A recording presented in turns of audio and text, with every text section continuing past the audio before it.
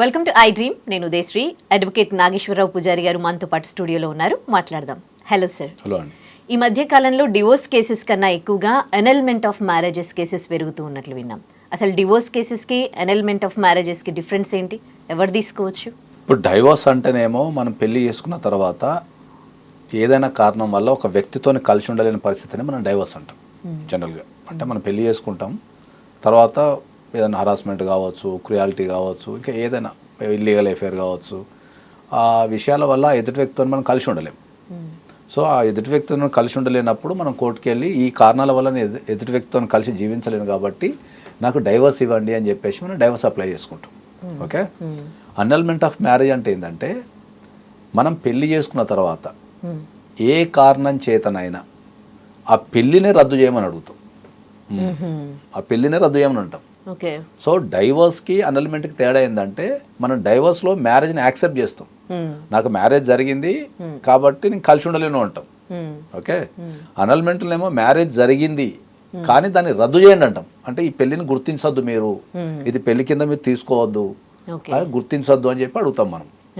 So మనకు అన్నల్మెంట్ of marriage cases అంటే comparison to మనం కొన్ని సంవత్సరాలుగా పోల్చుకుంటే ఏంటంటే డైవర్స్ కేసెస్ కంటే ఇప్పుడున్న జనరేషను మనకు అనల్మెంట్ ఆఫ్ మ్యారేజ్ ఎక్కువ పడుతున్నాయి కేసెస్ ఫైలింగ్.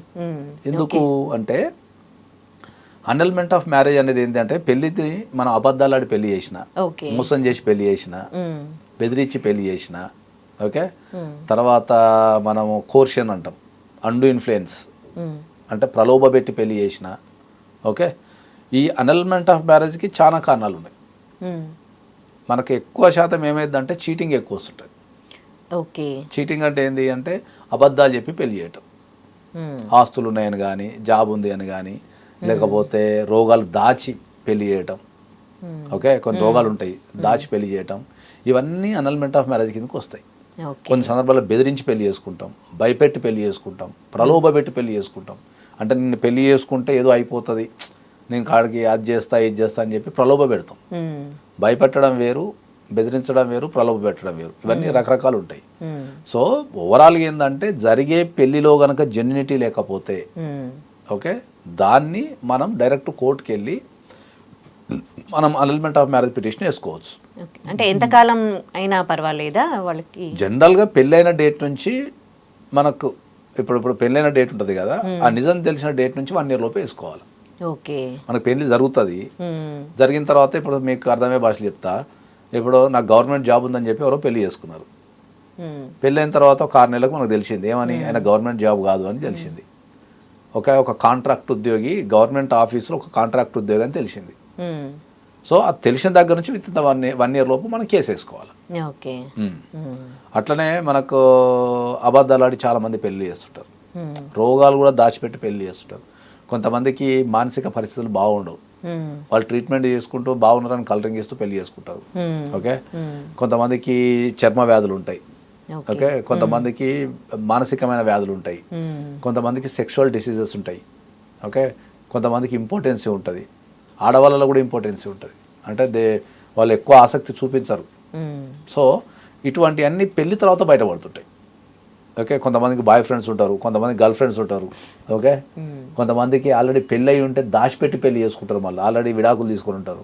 ఇప్పుడు కాలేజ్ టైంలోనో లేకపోతే వర్కింగ్ టైంలో పెళ్లి చేసుకుంటారు ఇంట్లో తెలవకుండా, తర్వాత ఇంట్లోకి తెలుస్తుంది. వాళ్ళు ఏం చేస్తారు, బలవంతంగా ఆ పెళ్లిని రద్దు చేసి ఆ పెళ్లిని డైవర్స్ తీసుకొని మళ్ళీ ఎవరు తెలవకుండా ఇంకో పెళ్లి చేస్తారు. పెళ్లి చేసుకున్న తర్వాత అర్థమవుతుంది ఏంటంటే ఏం కాలేని ఇంతకుముందు పెళ్లి అయిందని. ఓకే. అట్లా కొన్ని వందల కారణాలు ఉన్నాయి. ప్రలోభాలు, మోసాలు, చీటింగ్ చేయటము, మిస్రిప్రజెంటేషన్ ఇవ్వటము, ఇట్లా రకరకాలు ఉన్నాయి అన్నట్టు. ఇవన్నీ మనకు అనల్మెంట్ ఆఫ్ మ్యారేజ్ కిందకి వస్తాయి. మరి ఇప్పుడున్న సమాజంలో అనల్మెంట్ ఆఫ్ మ్యారేజ్ ఎందుకు పెరిగినాయి? అలాగే చేస్తున్నారు కాబట్టి, మోసాలు చేసి, అబద్ధాలాడో, మోసాలు చేసో, నిజాన్ని దాచో, ముందైతే పెళ్లి జరగని, పెళ్ళైన తర్వాత అడ్జస్ట్మెంట్ అయిపోతారు అనే ఉద్దేశంతో పెళ్లి చేస్తున్నారు. ఓకే. కానీ ఇప్పుడున్న సమాజంలో మన అబద్ధాలాడి పెళ్ళిళ్ళు చేస్తే నిలబడవు పెళ్ళిళ్ళు. కాబట్టి అది పెళ్లికి ముందే దాన్ని మనం సరిదిద్దుకోగలిగితే, ఈ వాస్తవాన్ని చెప్పి మనం పెళ్లి చేసుకోగలిగితే అవుతుంది.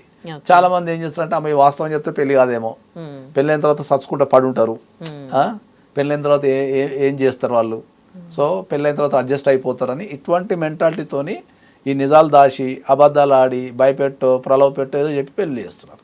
ఓకే, ఇప్పుడు డివోర్స్ తీసుకున్నా అనల్మెంట్ ఆఫ్ మ్యారేజ్ అని ఇది తీసుకున్నా కానీ వాళ్ళనైతే సొసైటీ డివోర్స్ తీసుకున్నట్లుగానే పరిగణిస్తుంది కదా.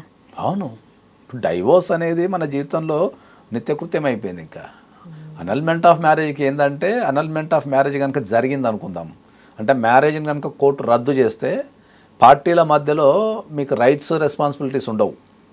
ఎందుకంటే మ్యారేజ్ రద్దు అయింది కదా, మీరు భార్య భర్తలే కాదు కదా.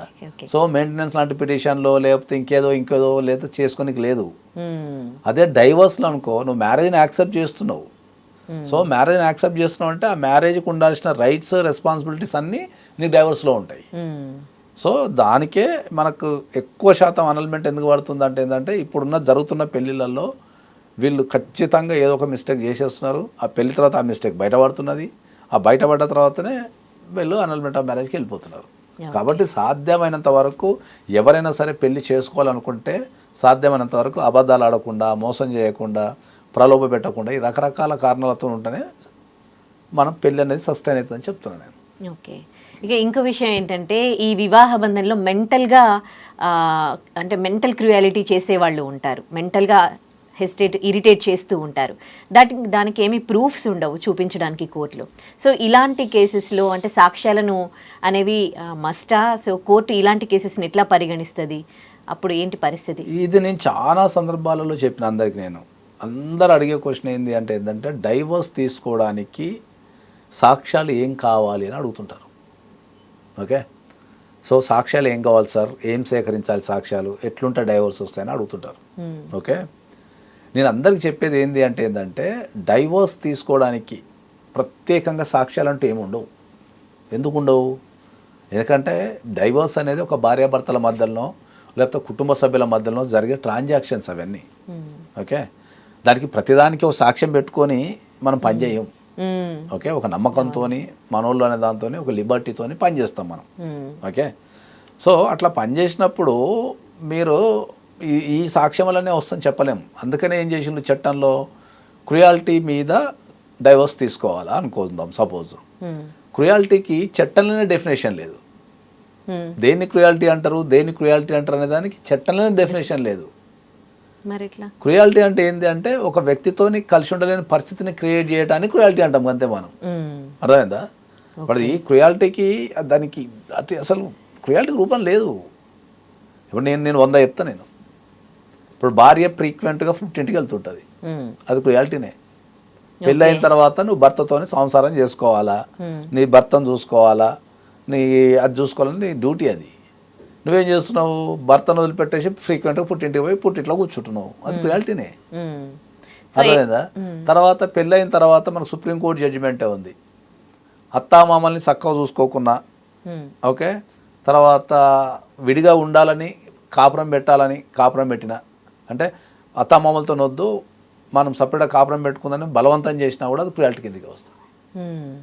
సో అన్నం పెట్టకపోవడం క్రుయాలిటీనే, సెక్స్ చేయకపోవడం క్రుయాలిటీనే, రకరకాలుగా నువ్వు జనాల మధ్యలో తిట్టడం క్రుయాలిటీనే, ఇంట్లో కుటుంబ సభ్యుల మధ్యలో గౌరవం అయిపోవడం క్రుయాలిటీనే.